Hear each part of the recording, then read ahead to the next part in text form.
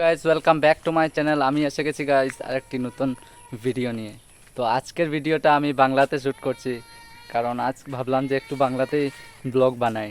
তো তাই এতদিন তো হিন্দিতেই বানাচ্ছিলাম, তো তাই আজ ভাবলাম বাংলাতেই, কেননা একটা বাংলাতে ভিডিও হয়ে যাক। তো তাই আজ মানে আমি একটা বিশেষ কারণে ভিডিও বানাচ্ছি। কারণটা হলো যে আজ সকালে আমার এক বন্ধু আমার বাড়িতে এসেছিলো। তো তাই আমার বন্ধুটি আমায় বলতেছিল যে আমাদের এই যে সোনাই নদীর জল অনেক অনেক বেড়েছে। তো তাই আমি ভাবলাম কেন না একবার দেখে আসি সোনাই নদীর জলের এখনের কন্ডিশনটা। কারণ কালকে তো একটু একটু জল বাড়তে ছিল, আমি কাল স্কুল গেছিলাম। তো তাই স্কুলে যাওয়ার সময় আমি দেখেছিলাম যে জল একটু একটু বাড়তে ছিল। তো তাই আজ সকালে আমার বন্ধু আমাকে বলে যে আজ অনেক অনেক বেড়ে গেছে। তো তাই আমি ভাবলাম যে দেখে আসি আর একটা ভিডিও শ্যুট করে নিই, আর করে আপনাদেরকেও দেখিয়ে দিই আজ আমাদের সোনাই নদীর যে জলের কন্ডিশনটা। তো বন্ধুরা এখন অনেক প্রচণ্ড রৌদ্র পড়েছে, অনেক মানে কি বলবো। আজ আজ সকালে তো খুবই খুবই বৃষ্টি হয়েছিল। তো আমরা তো রোজ সকালে উঠে রানিং করি, রোডে বা ফিল্ডে রানিং করি।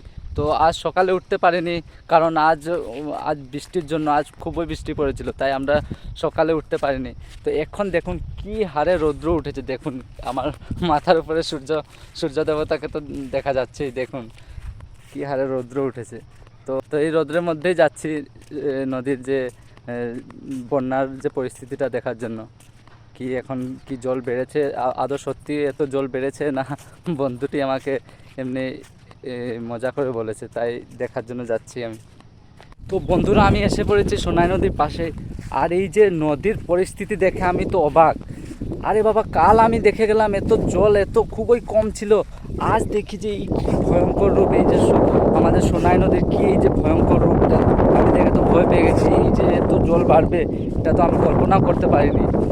তাই আমি দেখাচ্ছি, আপনাদেরকে দেখাচ্ছি, আমি ব্যাক ক্যামেরাতে এখনই আমি আপনাদেরকে দেখাচ্ছি জলের যে পরিস্থিতিটা কী রূপ নিয়েছে, ভয়ঙ্কর রূপ নিয়েছে।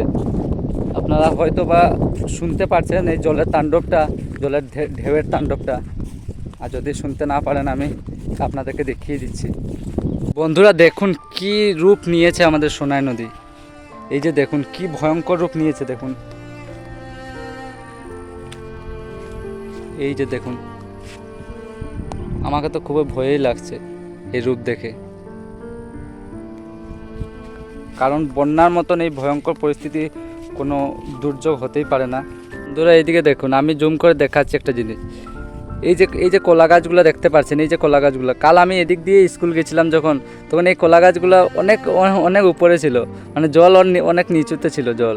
তো তাই আজ আমি দেখে অবাক যে কলা গাছের উপরে দিয়ে জল যাচ্ছে, ওই যে এই যে খালি জায়গাটা দেখা যাচ্ছে না, ওইখান অবধি জল উঠে গেছে। তো ভাবতে পারছেন কি হারে জল বাড়ছে আমাদের এদিকে। এই যে দেখুন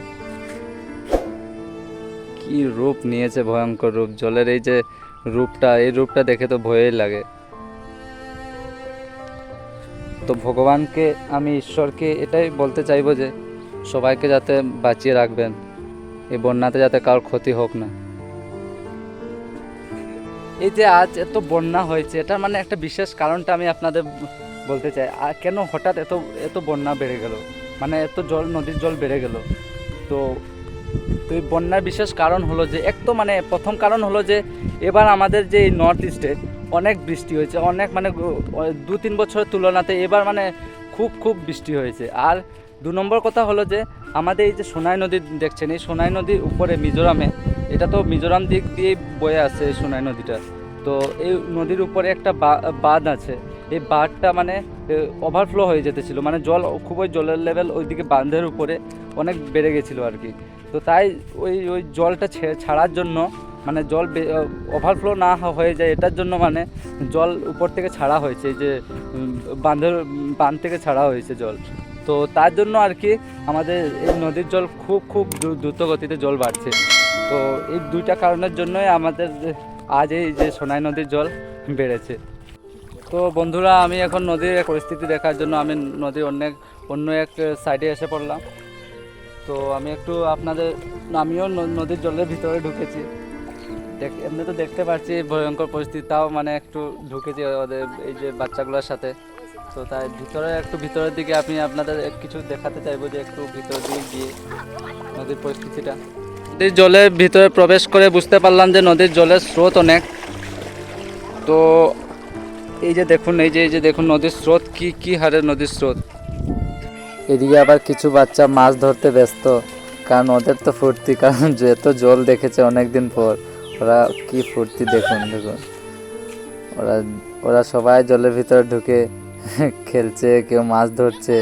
আমরাও আগে আমাদের বাড়ির পাশে যে ক্ষেত আছে সেগুলোতে আমরা ঢুকে আগে আমরা ঘুরতাম, মানে বৃষ্টি পড়লে আমরা ঢুকে ঘুরতাম, সেটা মনে পড়ে যায় এদেরকে দেখে। সে ছোটবেলার দিন কিভাবে এত তাড়াতাড়ি চলে গেল বোঝাই যায় না, ভাবলে খারাপও লাগে। হ্যালো,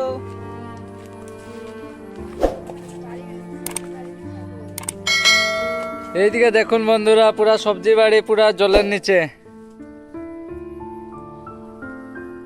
এদিকে নদীর পাড়ে মানুষের কি দুর্দশা, নদীর পাড়ে আসলে বোঝা যায়। এদিকে দেখুন সব ডুবে গেছে। এই যে দেখছেন কুশিয়ার গাছ, ওইদিকে আছে সুপারির গাছ, ওইদিকে কুমড়োর গাছ, সব জলের নিচে দেখুন বন্ধুরা। তো এদিকে আসলেই বোঝা যায় যে এই যে পরিস্থিতিটা কি দুর্দশা মানুষের এদিকে, মানে খারাপও লাগে, কারণ যারা নদীর পাড়ে আছে, যারা বসবাস করছে, ওরাই বুঝতে পারছে যে আজকের এই দিনটা। একটু ভিতরে গিয়ে দেখাচ্ছি আপনাদের ভিউটা, মানে আর একটু ভিতরের ভিউটা দেখা যাচ্ছে। এইদিকে দেখুন, এইদিকে এই যে কি পরিস্থিতি নদীর, এরকম পরিস্থিতিতে এইদিকে যে এত খারাপ পরিস্থিতি, নিচে যারা আছে, নিচে কি পরিস্থিতি হবে আপনারা তো বুঝতে পারছেনই। তাই আমি বলতে চাইবো যে আপনারা যারা বন্যার কবলে পড়ে গেছেন, আপনাদের একমাত্র এখন সাহারা যে আপনারা ঈশ্বরকে ডাকুন। ঈশ্বরে আপনাদের এই পরিস্থিতি থেকে মুক্তি দিতে পারে, তাই আপনারা ঈশ্বরকে ডাকুন। আরেকটা জিনিস আপনাদের দেখাচ্ছি, এটা দেখুন, আপনারা দেখে আমাকে কমেন্টে জানান এটা কি। আমি তো জানি, তাও মানে শহরে যারা আছেন তারা জানেন না, আমাকে কমেন্টে জানাবেন।